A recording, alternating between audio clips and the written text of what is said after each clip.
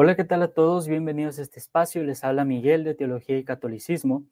En esta ocasión vamos a tratar un tema que compete a una persona que nosotros los católicos amamos mucho. Se trata de la Santísima Virgen María. El tema que vamos a tratar es respecto a su virginidad perpetua y un argumento frecuentemente utilizado por diversos círculos protestantes, sean académicos, sean apologistas, sean personas que ni siquiera están involucradas en todos estos temas de discusión teológica. El argumento en cuestión se toma como base de Mateo 1:25, el cual reza de la siguiente manera: y no la conoció hasta que dio a luz a su hijo primogénito y le puso por nombre Jesús. El argumento es que el Heos Hou, que se traduce como hasta que, implica que la cláusula anterior es de temporalidad. Eso quiere decir que Mateo está señalando algo que sucede dentro de un tiempo determinado. La relación directa con esta construcción es que José no conoció a María, que conocer es un eufemismo para tener relaciones, hasta que Heos Hou dio a luz a un hijo, es decir, hasta que tuvo a Jesucristo. En la mayoría de casos de los textos del Nuevo Testamento, el Heos Hou sí implica, en palabras de Eric Svensson, una interrupción de la acción de la cláusula principal. Pero lo que voy a argumentar es que no implica por sí mismo un cambio o una restricción de la cláusula principal, sino que está determinado esto por un contexto más amplio, sea por un texto seguido, sea por un contexto histórico o sea por una cuestión de razón natural o de status quo, por ejemplo. Hay un comentario que me parece bastante acertado e ilustrará mejor el argumento protestante del apologista protestante Lucas Vanzoli, un apologista brasileño. Él dice lo siguiente, cito: con tanta evidencia bíblica abrumadora de que hasta establece un límite que se traspasa con el fin de la restricción, ¿por qué deberíamos pensar que solo es diferente en el caso de Mateo 1:25? Lo que ocurre en el texto de Mateo 1:25 es estrictamente la misma estructura que ocurre en los textos que acabamos de ver. Bien, Vanzoli menciona algunos pasajes que todavía no voy a tocar, pero el punto es que Heos Hou o hasta no solamente se utiliza en el Nuevo Testamento, por supuesto también se utiliza en la Septuaginta griega. Vamos a tomar como ejemplo algunos pasajes y en los cuales el Heos Hou no implica un cambio de estado de la cláusula anterior a la cláusula posterior. Bien, vayamos y leamos. Salmo 72:7 dice lo siguiente: en sus días brotará justicia y abundancia de paz, hasta que, Heos Hou, la luna sea quitada. Quiere decir que después de que la luna sea quitada, que sabemos que es una metáfora propia de la literatura sapiensal, quiere decir que después de esto ya no brotará justicia ni abundará la paz. Pues eso entra en contradicción con nuestra esperanza escatológica como cristianos. También en Cantares 2:17 se dice: hasta que Heos Hou respire el día y huyan las sombras, vuélvete, amado mío, sé como una gacela o un ciervo sobre montañas escarpadas. También en Cuarta de Macabeos 7:1-3 se dice: porque como un piloto muy hábil, la razón de nuestro padre Eleazar dirigió la nave de la religión sobre el mar de las emociones, y aunque sacudida por las tormentas del tirano y abrumada por las poderosas olas de las torturas, de ninguna manera giró el timón de la religión hasta que Heos Hou navegó hacia el puerto de la victoria inmortal. Si Eleazar hubiese dejado el timón de la religión después de haber navegado al puerto de la victoria inmortal, pues parecería bastante incoherente, ¿no? Y que parecería todavía más incoherente que en la ortodoxia griega su texto siga apareciendo como, bueno, no es el texto de Eleazar, pero seguiría pareciendo incoherente que Eleazar siga siendo venerado en la ortodoxia griega si él abandonó el timón de su religión. Pero sin ir más lejos, vamos a Hechos 25:21. Dice lo siguiente: y cuando Pablo apeló para que se le mantuviera en custodia hasta que el emperador decidiera, ordené que se le mantuviera en custodia hasta que pudiera enviarlo al César. Noten posteriormente que el apóstol Pablo, después de ser enviado al César, sigue estando en custodia. Así que los textos en los que implica un cambio de estado están condicionados más bien por sus contextos. El contexto es lo que nos dice si la cláusula heos ho en muchos casos implica un cambio de estado de la cláusula anterior. Por ejemplo, algunos textos que citan tanto Svendsen como Lucas Vanzoli son Mateo 14:22 y Lucas 15:8. Pero vayamos a ver qué es lo que dicen estos textos y cómo sabemos que implica un cambio de estado en la cláusula anterior, anterior a heos ho. Mateo 14:22. Enseguida Jesús hizo a sus discípulos entrar en la barca e ir delante de él a la otra ribera, entre tanto que él despedía a la multitud. En el verso 25, sin embargo, aclara que Jesús fue a ellos.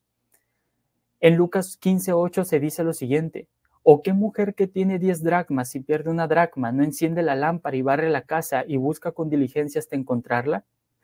Pero resulta que seguidamente en el verso 9 se dice qué es lo que hace esta mujer después de hallarla. Es decir, existe un cambio en la cláusula anterior precedida a heos ho, pero el contexto nos está diciendo que en efecto existe ese cambio. Ahora, entiendo que hay pasajes en los que no se dice por un contexto inmediato que existe un cambio, pero sí, como he dicho, por un contexto histórico más amplio o por pura intuición. Uno sabe cuando existe este tipo de cambios. Ahora, yendo a la pregunta de Vanzoli, que es bastante acertada, veamos por qué en Mateo 1:25 no se puede decir qué sucedió con certeza después del nacimiento de Jesús en la vida íntima de María y de José. Bien, históricamente un gran consenso de eruditos están de acuerdo en que el Evangelio de Mateo fue escrito con fines apologéticos para una audiencia cristiana convertida del judaísmo. El Evangelio parece estar dominado por las preocupaciones judías, cosa que vemos desde el capítulo 1, que es de vital importancia tener esto presente, porque será lo que configura nuestra interpretación sobre Mateo 1:25. En el primer capítulo, Mateo está enfocado en demostrar dos cosas. Primero, la genealogía de Cristo, de modo que se vincula al reinado davídico, y segundo, su nacimiento milagroso virginal que cumplirá la profecía de Isaías 7:14. La interpretación que los objetores de la virginidad perpetua de María dan a Mateo 1:25 escapa de las fronteras de los propósitos de Mateo. Mateo únicamente quiere demostrar el nacimiento virginal de Jesús. No tiene intenciones de decir qué pasó después con la vida de la Virgen. De hecho, sería bastante extraño si lo piensan, porque no tiene ningún fin apologético a este respecto. ¿A qué les importa a los judíos si María tuvo relaciones o no después del nacimiento de Jesús? Lo que a ellos les interesaba era saber si Cristo era el Mesías. Pero el dato de que María y José tuvieron relaciones después de que Jesús naciera no les aporta absolutamente nada a esta incertidumbre.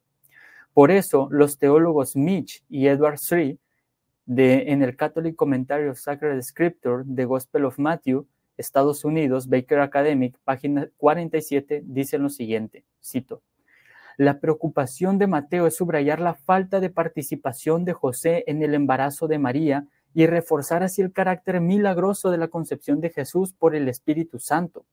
Como tal, este versículo no confirma ni contradice la doctrina católica de la virginidad perpetua de María.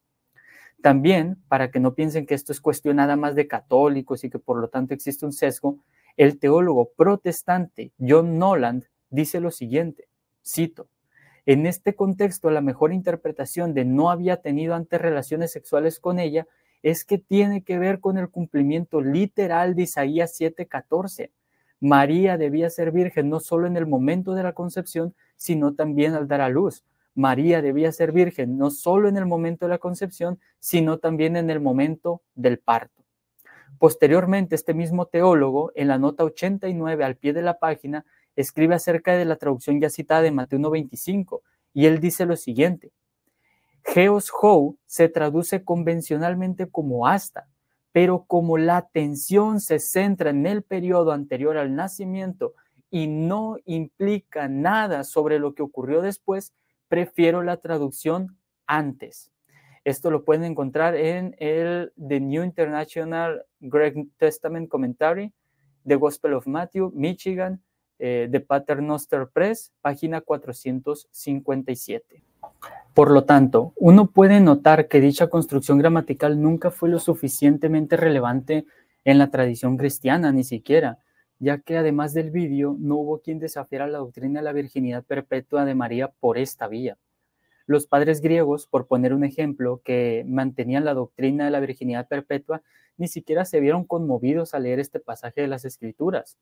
Por ejemplo, San Juan Crisóstomo escribió lo siguiente en su homilía sobre Mateo 5:5, cito: "Y cuando la tomó, no la conoció hasta que dio a luz a un hijo primogénito". Aquí, aquí he usado la palabra hasta, no para que sospechéis que después la conoció, sino para informaros de que antes del nacimiento la Virgen no había sido tocada en absoluto por el hombre. Pero ¿por qué se podría decir ha usado la palabra hasta? Porque es habitual en las Escrituras hacerlo a menudo y usar esta expresión sin hacer referencia a tiempos limitados. Así también con respecto al arca se dice: el cuervo no volvió hasta que la tierra se secó, y sin embargo no volvió ni siquiera después de ese tiempo. Aquí nadie podría acusar a San Juan Crisóstomo de ser un ignorante en griego, ya que era su propio idioma. Vemos que para él la construcción por sí misma no implica que María y José se conocieron, y hasta analoga algunos pasajes de la Escritura sobre ello, demostrando que no veía una diferencia entre Geos y Geos Hou, como pretenden algunos apologistas protestantes. La Cambridge Bible for Schools and College, que es un comentario imparcial de la Biblia, dice, y cito, que esta expresión no puede considerarse de ninguna manera decisiva sobre la cuestión de si la Virgen María tuvo o no hijos, además de nuestro bendito Señor. También el teólogo protestante Turners de Matthew, en su libro Matthew, Baker Exegetical Commentary on the New Testament, Estados Unidos, Baker Academic, páginas 73 a la 74, dice lo siguiente: la lectura de estos pasajes indica que no hay ninguna razón gramatical para suponer que José mantuviera relaciones íntimas con María después del nacimiento de Jesús. La cuestión de la virginidad perpetua de María no puede resolverse por motivos gramaticales. Sin embargo, su virginidad perpetua es dudosa por otros motivos, como la existencia de hermanos y hermanas de Jesús. Noten que este teólogo protestante lo que está diciendo es que si bien la virginidad perpetua de María es dudosa, no lo es por meros motivos gramaticales, sino por la existencia de los hermanos y hermanas de Jesús en otros textos de los evangelios. Por lo tanto, en conclusión, lo que podemos decir es que la gramática por sí misma, si bien es un factor importante al momento de hacer una exégesis bíblica, no es lo que determina nuestras conclusiones. Tenemos que armar un caso acumulativo apoyados de la gramática, pero también de otros textos de las Escrituras, o bueno, no de otros textos de las Escrituras, más bien de otros métodos exegéticos o otros métodos hermenéuticos para sacar conclusiones apropiadas de lo que queremos transmitir. Así que ha quedado demostrado en base al contexto histórico, al uso en otras partes de las Escrituras del Geos Hou y a lo que dicen los expertos académicos protestantes y también un padre de la iglesia representativo, tanto en la iglesia occidental como oriental, que es San Juan Crisóstomo, que Mateo 1:25 por sí mismo es insuficiente para probar que la Virgen María no fue virgen después del parto. Con esto queda concluida esta argumentación, esta disertación. Nos vemos en un próximo video. Muchas gracias.